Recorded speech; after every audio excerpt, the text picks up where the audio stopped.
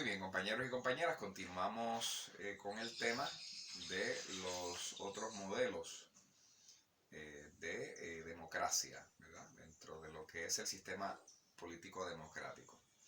Hemos hablado que existe el modelo presidencialista, donde se pone particular atención al rol del Poder Ejecutivo. Hemos hablado del modelo parlamentario, donde hay una fusión entre lo que es el Poder Legislativo y el Ejecutivo, eligiendo un primer ministro. Y ahora vamos a hablar de las monarquías constitucionales.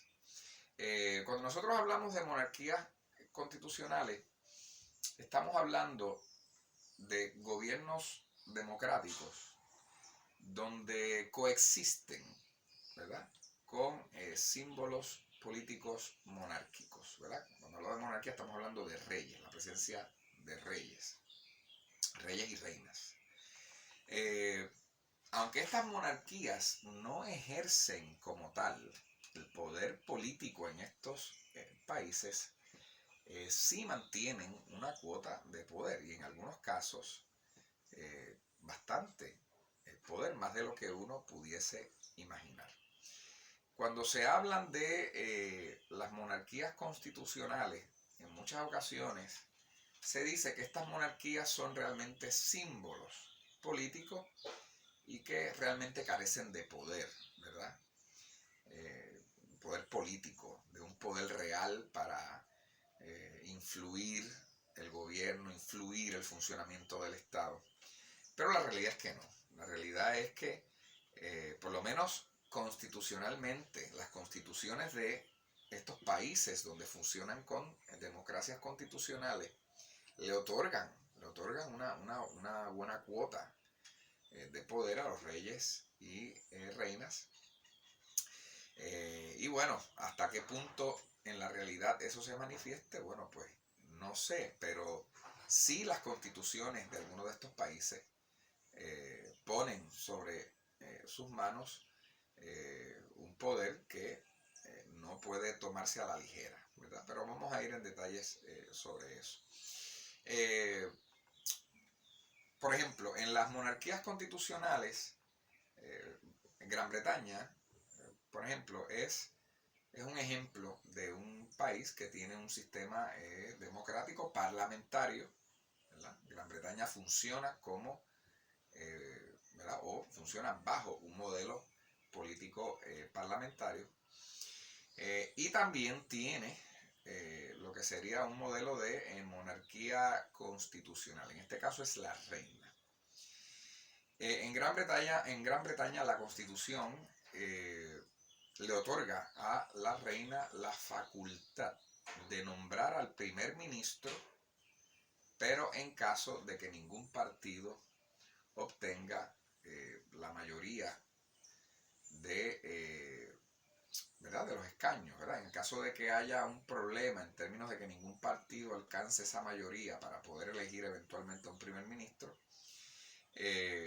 la Constitución le concede a la reina esa facultad de entonces nombrarlo ella. Inclusive, si un partido gana la mayoría de los escaños en el Parlamento, pero ese partido no se puede poner de acuerdo para elegir su primer ministro, la Constitución también le concede a la reina la facultad de nombrar a ese primer ministro. Así que eso no es poca cosa, ¿verdad? Yo creo que eso es bastante poder que tiene la reina, por lo menos en Gran Bretaña. También la Constitución, escuchen bien esto, la Constitución en Gran Bretaña le concede a la reina la facultad de crear leyes y de convocar o disolver el Parlamento en momentos de crisis o en momentos muy extremos, en determinadas situaciones donde de alguna forma el poder político esté vulnerable.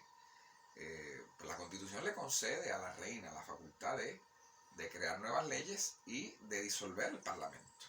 Así que, una vez más, no necesariamente las monarquías son tan simbólicas en estos países. La Constitución le concede unas facultades de poder que son muy importantes.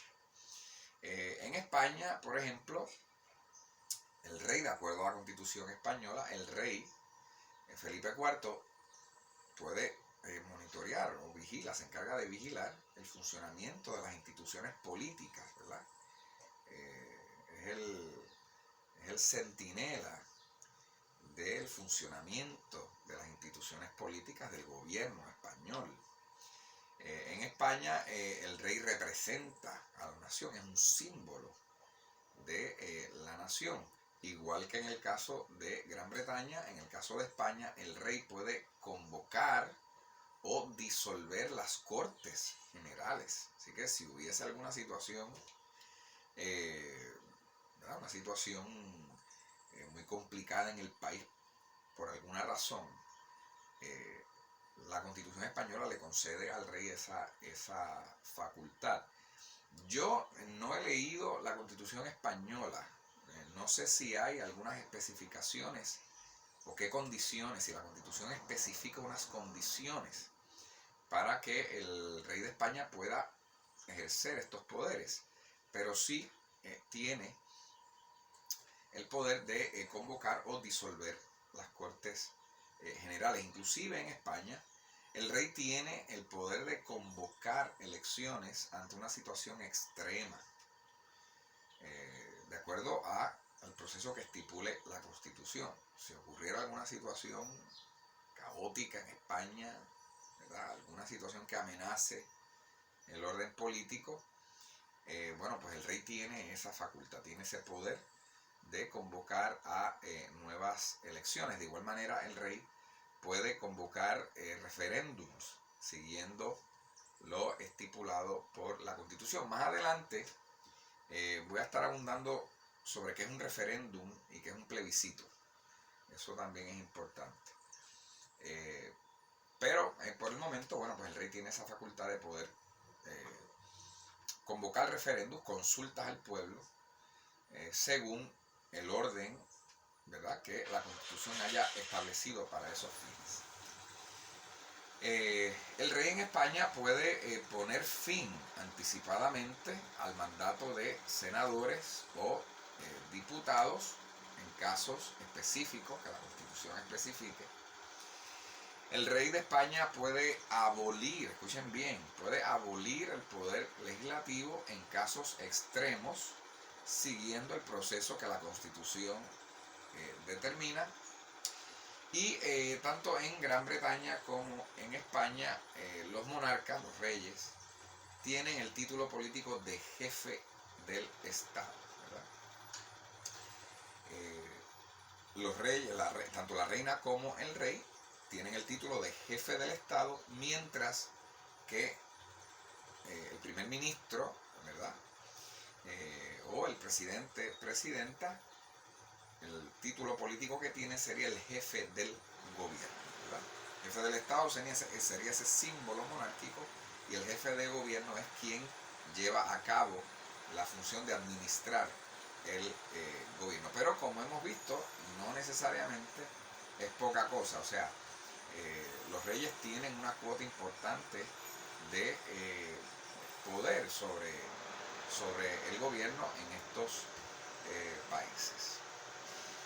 Muy bien, quiero entonces ya culminar esta clase hablando un poco sobre la diferencia entre los referéndums y los plebiscitos. ¿Qué es un referéndum y qué es un plebiscito? Se escucha mucho de eso cuando se atienden temas que tienen que ver con política, y aquí en Puerto Rico sobre todo se hace uso con bastante frecuencia del término plebiscito. Bueno, ¿cuál es la diferencia entre uno y otro? Bueno, pues cuando hablamos de un referéndum estamos hablando de una consulta que se le hace a la ciudadanía en algún momento dado, y tiene que ver con un asunto de mucha importancia, sobre todo cuando se va a trabajar o a considerar, ¿verdad?, algún asunto que tiene que ver con leyes, con la Constitución, ¿verdad?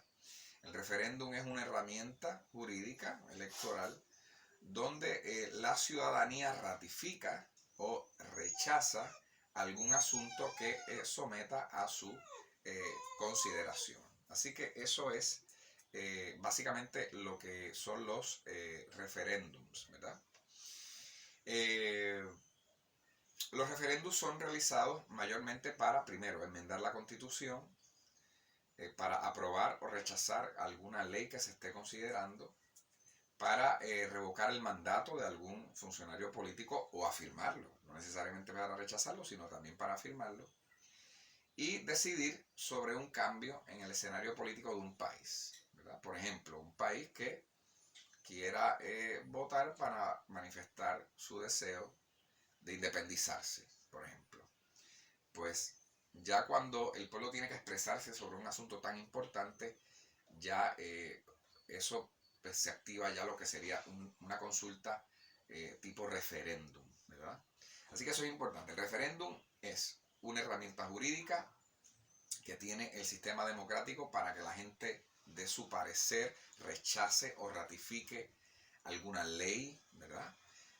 Algún asunto que tenga que ver con la Constitución, un asunto de mucha importancia, pues a través del referéndum la gente se expresa. Casi siempre las consultas del referéndum son sí o no. La gente decide si quiere o no quiere. Eso es en cuanto a los referéndums. Entonces en el plebiscito que tenemos con relación a este tipo de consulta, pues el plebiscito también es otro tipo de consulta que se le hace a la ciudadanía sobre alguna propuesta, sobre algún asunto que no tiene que ver, escuchen bien, no tiene que ver con asuntos de ley o con asuntos constitucionales.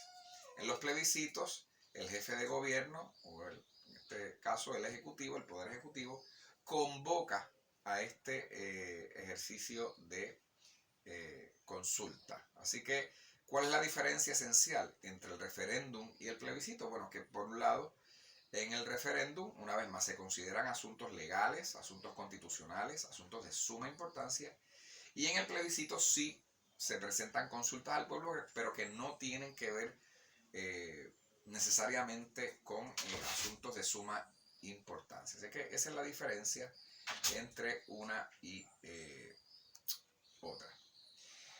Muy bien. Ejemplos de un referéndum en Puerto Rico. ¿Cuáles han sido los referéndums, algunos que se han llevado a cabo en Puerto Rico? Bueno, en primer lugar, se llevó a cabo la aprobación para la Constitución de Puerto Rico en el 1951, ¿verdad?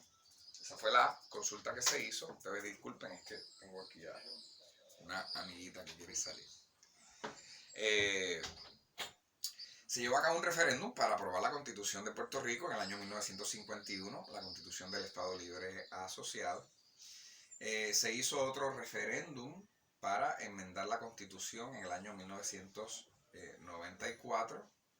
Ese referéndum se buscaba limitar el derecho a la fianza y aumentar la cantidad de jueces en el Tribunal Supremo. Eso fue, como bien mencioné, en el año 1994. Ese referéndum ganó el no. Así que no se limitó el derecho a la fianza y para aquel momento tampoco se aumentó la cantidad de jueces en el Tribunal Supremo. También en el año 2005 se celebró un referéndum muy famoso aquí para reducir la cantidad de legisladores. Ese fue el famoso referéndum para que se redujeran las cámaras legislativas. Actualmente tenemos la Cámara y el Senado. Y ese referéndum proponía que solamente se estableciera una sola cámara. El poder legislativo se mantuviera en una sola cámara. La unicameralidad, lo que se le llama. En ese referéndum, la gente votó masivamente porque se cambiara el sistema legislativo a una sola cámara. Pero ha sido la consulta, o una de las consultas, donde la gente votó masivamente por un cambio y la legislatura, la clase política en ese momento, no acató el mandato del pueblo, ¿verdad? Muchos de los argumentos que se utilizaron para no acatar el mandato del pueblo era porque la cantidad de electores no había sido suficiente. Por lo tanto, ¿verdad? Decían, especialmente los legisladores del Partido Nuevo Progresista que dominaban el poder legislativo en aquel tiempo, decían que, bueno, ante la poca cantidad de electores que fueron a expresarse, pues ellos no podían interpretar un mandato contundente. Así que ellos no podían, ¿verdad?, de alguna manera acatar la decisión de las personas que fueron a votar, porque no había sido masivo. La participación electoral no había sido masiva. Y bueno, dejaron eso ahí y nunca acataron el mandato del pueblo. En el 2012 también hubo otro referéndum bajo la gobernación de Luis Fortuño para limitar el derecho a la fianza. La gente votó que no, ¿verdad? Fue una campaña muy intensa que se estuvo haciendo tanto de un sector como del otro. Pero recuerdo que cuando se estaba considerando este tipo de consulta, uno de los planteamientos que se hacía para votar en contra de limitar este derecho es que ninguna sociedad ha ido a votar para eliminar derechos, ¿verdad? Siempre la gente va a expresarse para ganar más derechos, ¿verdad? Y bueno, pues al parecer eso tuvo un peso en las personas, y finalmente cuando se hizo el referéndum, pues se votó que no, ¿verdad? Que no se limitara el derecho a la fianza, que es el derecho que le asiste de usted pagar una cantidad al tribunal, dando garantía de que usted no va a eludir el proceso judicial que se ha iniciado en contra suya si es que usted lo acusan de algún delito. Los plebiscitos, bueno, pues en Puerto Rico todos los plebiscitos que se han celebrado son plebiscitos que tienen que ver con el asunto del estatus político en Puerto Rico, si estadidad, si Estado Libre Asociado, si independencia, etc. Y hasta el momento se han celebrado un total de 5 plebiscitos. Estos se llevaron a cabo en el año 1967, 1993, 1998, en el 2012 y el último fue en el 2016, el mismo día que se celebraron las elecciones generales. Así que básicamente esto ha sido los plebiscitos que se han llevado a cabo en el país. Como les mencioné, todos han tenido que ver con el asunto del estatus político, ¿verdad? ¿Cuál es la preferencia de la gente? Ahora, con esto termino. En los plebiscitos hay dos tipos de este tipo de consulta. Están los plebiscitos vinculantes y los no vinculantes. Los plebiscitos vinculantes obligan a una parte a cumplir con lo que el pueblo decida en la consulta. Un ejemplo de eso es si los plebiscitos que se hubiesen dado en Puerto Rico, o los que se han celebrado, hubiesen sido vinculantes, pues obligaban al Congreso de los Estados Unidos a acatar la decisión de los puertorriqueños y puertorriqueñas en esa consulta, ¿verdad? Ninguno de los plebiscitos que se han celebrado en Puerto Rico han sido vinculantes, no obligan al Congreso a que tenga que acatar o que tenga que asumir o que tenga que involucrarse en el proceso a base de esa consulta. Todos los plebiscitos que se han celebrado en Puerto Rico son no vinculantes.